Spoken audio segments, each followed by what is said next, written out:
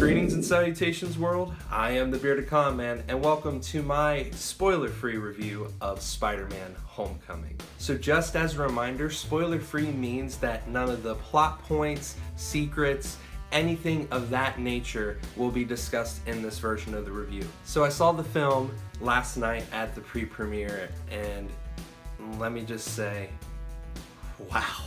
I have been the biggest critic of Spider-Man in the movies ever since Spider-Man 2. When Spider-Man 2 came out, I felt that number one, that was not only the best comic book movie I had ever seen at that time, but it has and still was the epitome of Spider-Man films. Nothing could touch it. That was the peak. For me, that was the absolute peak, and everything else that preceded that was left wanting until we got Tom Holland's MCU Spider-Man when he appeared in Marvel's Captain America Civil War. So I have been craving the Spider-Man film, the definitive Spider-Man film, ever since Spider-Man 2. But Spider-Man Homecoming, I am so happy to say, is that film. Not only is it one of the absolute best MCU, Marvel Cinematic Universe films to date, but it is the definitive Spider-Man movie now. It is the definitive Spider-Man movie. It took it to whole new heights that I never thought was capable or possible as far as a Spider-Man film goes. This is the most true to comics Spider-Man that we have ever seen on film, people. Wow. Tom Holland as Spider-Man, he's perfect. He is perfect in every way, shape, and form. He is the best Peter Parker that we have ever seen. He's vulnerable, he's awkward, he's inexperienced. He's very believable as a teenage kid. It's amazing. No pun intended.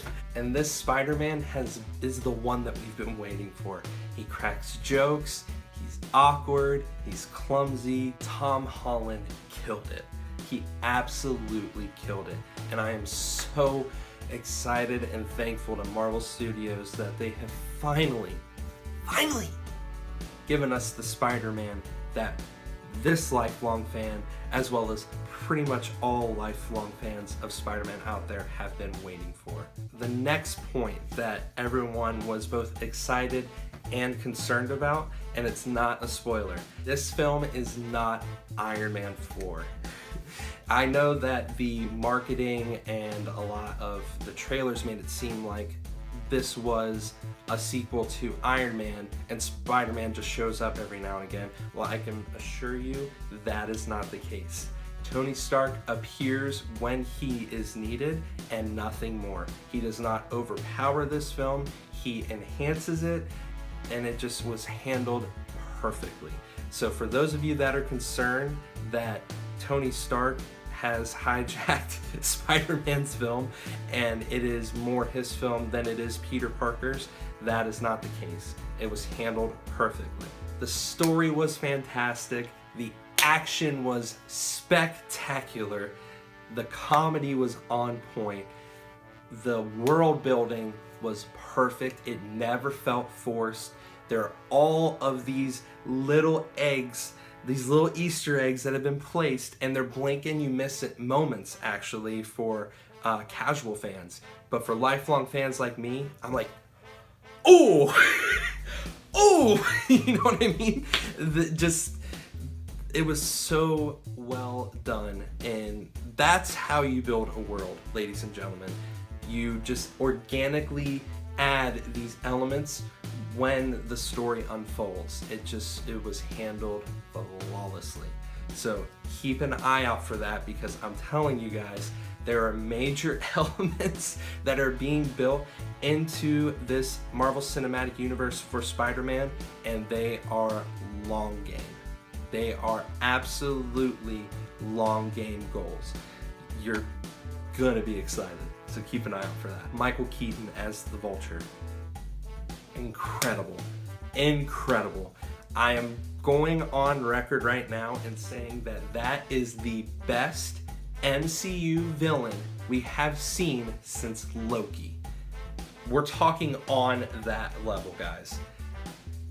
I mean, it's Michael Keaton. But only Michael Keaton would take a character like Adrian Toomes, this decrepit, old, squawking, mangy bird type guy, and make him a compelling villain. His motivations are completely understandable. In a way, you understand and kind of root for the guy. And I love that. But it doesn't deflect from the fact that he is the villain. He is the bad guy that must be stopped. So, and I like that, because far too often we get villains where it's like, oh, they're just misunderstood. They're just misunderstood. And I'm personally not a fan of that. So to see a balance of understanding this guy, but at the same time knowing full and well that he is the villain, because there are points where you actually feel dread. You feel dread at certain points with the Vulture, and you know that he is the bad guy and he must be stopped. So it was perfectly handled in my personal opinion. And it's Michael Keaton, guys. At this point, he is the master of winged characters. From Batman to Birdman and now the Vulture. Fantastic. And that's all I'm gonna say on it, because you'll see it firsthand, and trust me, by the time the credits roll, you'll be like, yeah, that is the type of MCU villains that we need more of. That's the amazing thing about Spider-Man. For every one good villain that heroes have, Spider-Man has 20, and they're all unique, they're all fantastic, they all have their own special set of abilities and their own way in which they are a specific type of threat to Spider-Man. And it warms my heart so much that villains like the Vulture are now seeing the light of day, and they're being handled with such beautiful care. It's amazing, guys. For this guy who has been waiting over 10 years for this to finally happen, it's just out of you guys. Final thoughts on the film. I'm gonna come clean, guys. I was very scared and skeptical about this movie. I mean, ever since Spider-Man 3, it's just been letdown after letdown for me. So to finally be not only surprised, but just have this sense of joy and excitement, and just doing a lot of this in my chair as I'm watching this film unfold. It is just, this film is a dream come true for Spider-Man fans. And the Marvel Studios and Sony for agreeing to let Marvel Studios take the character and do justice to it. Thank you. This lifelong fan thanks you for the best Spider-Man film to date. If I had to rate it out of 1 out of 10, 11. 11, guys. And here's why. From a Spider-Man standpoint, it is the perfect film. But as my friend Joey D said, it is fair to say that there's no film that is truly perfect.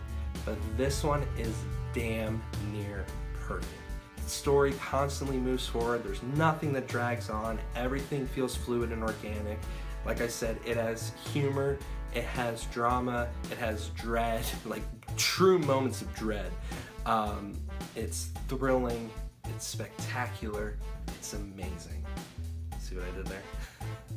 It is all those things and more, guys. It just, the way Spider-Man is handled in this film is flawless.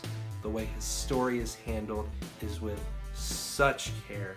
Trust me when I tell you, you will not be disappointed by this movie. All it will do is make you more excited for the things to come for Tom Holland's Peter Parker Spider-Man. Absolutely amazing, guys. Go see it this weekend. You will not be disappointed. And remember, this is not the spoiler. Stay after the credits. Ladies and gentlemen, that's going to do it for my spoiler-free edition of Spider-Man Homecoming. Again, I thought it was amazing. I thought it was spectacular. I thought it was incredible. It was the perfect Spider-Man movie. and dare I say it, it is one of the best Marvel Cinematic Universe films we've gotten to date. And honestly, even I wasn't expecting that. And you're looking at probably the pinnacle of Spider-Man superfans. I don't know if I should brag about that. I'm proud of that, but I digress. Guys, thank you so much for watching. If you enjoyed this video, drop a like on it and subscribe today. And stay tuned for my spoiler edition review of Spider-Man Homecoming, which it will be filled with Easter eggs and full disclosure on the film with plot points and secrets and reveals, all that awesome stuff. But please do not watch that video until you have seen Spider-Man Homecoming. I am the Bearded Con Man. Thanks so much for watching, guys. And remember, be exceptional and rad dudes. We'll see you next time.